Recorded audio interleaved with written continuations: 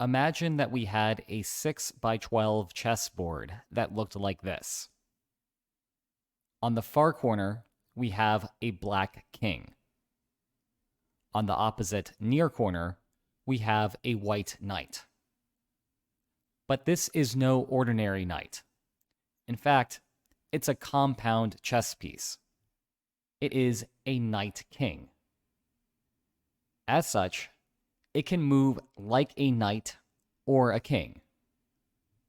Being a king, it can move up one space, over one space, or diagonally one space. But also being a knight, it can go up 2 over 1 or over 2 up 1. In this game, the black king will stay stationary. Instead, we're going to take turns moving the knight king. Specifically, the knight king can only go up, right, or some combination thereof. In other words, the active player must move the knight king and must do so in the direction toward the black king. There is no cowardice allowed. Play will continue like that until one of us has landed on the black king's square. That player will have captured the black king and will be declared the winner. Here's the puzzle. You go first. Design a strategy that guarantees you the victory. And while you think about that, check out some of these cool books that I've written. Your hint for today is to apply backward induction. That means you should think about what are good and bad moves at the end of the game and use that to inform what are good and bad moves at the beginning of the game. And if you want to know more about backward induction, you can check out Chapter 2 of Game Theory 101, the complete textbook.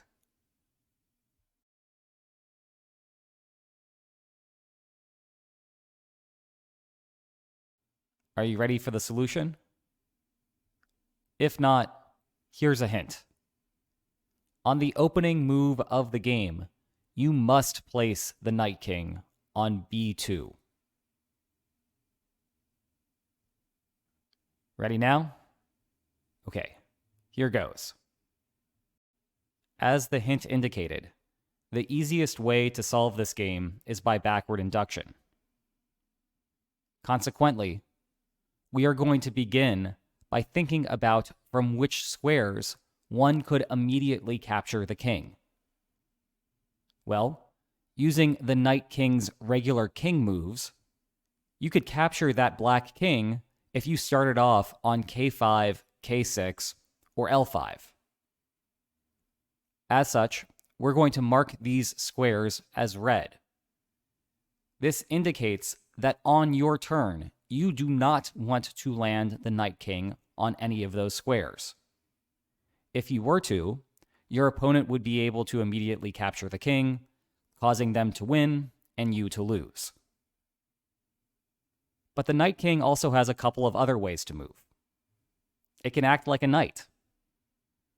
As such, j5 and k4 are also squares that you cannot land on.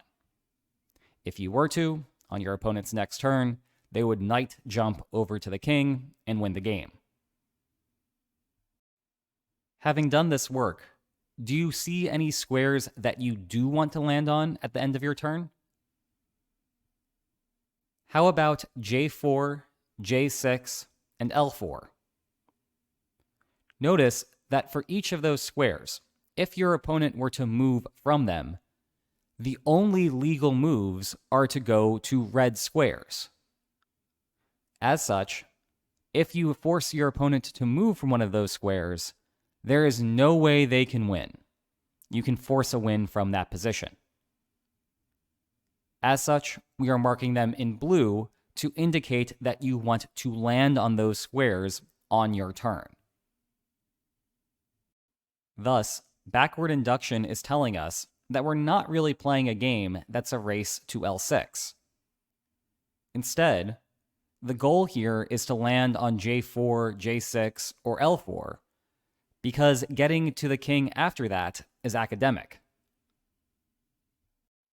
Consequently, we cannot land on any squares from which our opponent can move to any of those blue squares on their turn. Think about just J6 for a moment. From which squares can you get to J6 on your turn? Well, there are 4. If you were to land on any of those squares just shaded in, your opponent could move to J6 on their turn and win the game. As such, we're marking them as red. But we can go a step further here. We still have to think about the squares from which your opponent could reach J4 or L4.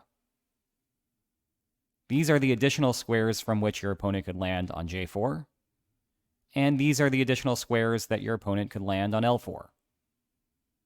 Consequently, you can't land on any of those and expect to win.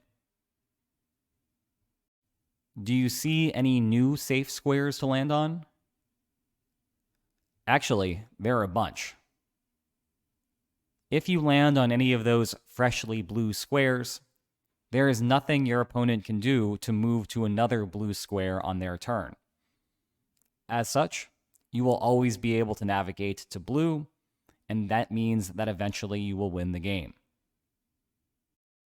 In turn, you cannot land on any square from which your opponent could navigate to one of those new blue squares. This kills a bunch more spaces.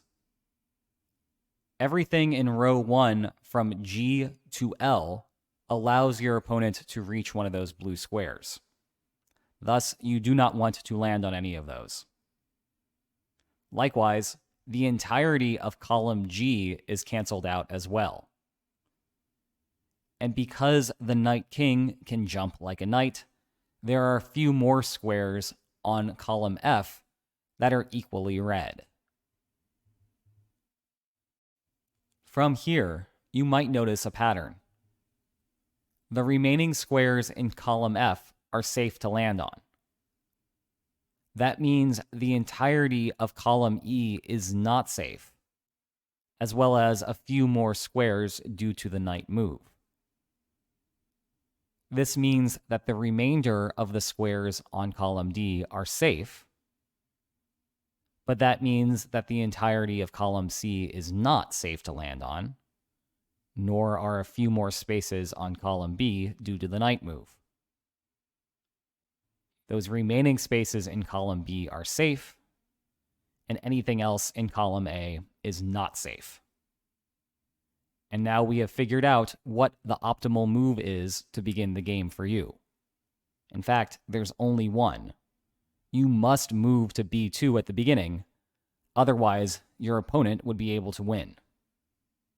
And no matter what your opponent does from here, you are always able to navigate back to a blue square, which means eventually you capture the king and win the game.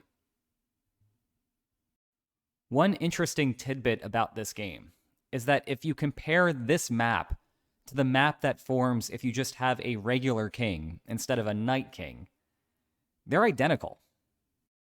Surprisingly, adding the knight jump to the game doesn't really change it much at all. Did you figure this one out?